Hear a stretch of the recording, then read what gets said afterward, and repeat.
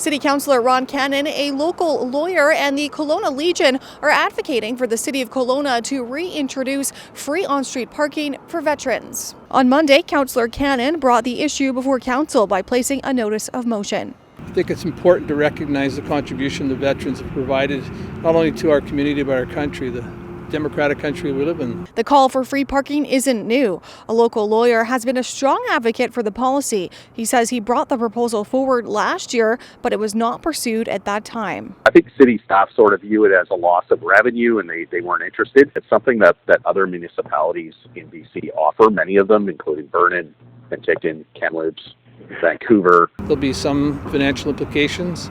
However, the minimal amount of implications for the contributions that these men and women have provided for, as I said, for our freedoms and the beautiful country that we call home, and I think it's a small price to pay. According to ICBC, there are 391 veterans in Kelowna who are licensed to drive. If you imagine these veterans, many of them are elderly.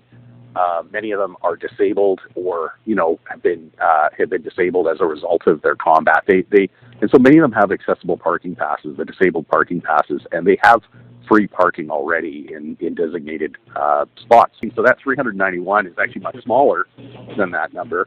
And how much revenue does that generate? Jim White, president of the Kelowna Legion, also voiced his support for the initiative. White says this initiative would serve as a small yet meaningful way to show appreciation and support for those who have served our country. In 2005, in recognition of the federal government's declaration of that year as Year of the Veteran, Kelowna City Council approved a temporary no-charge parking policy for veterans.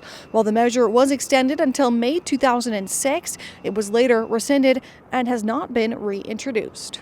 Madison Reeve, Castanet News, Kelowna.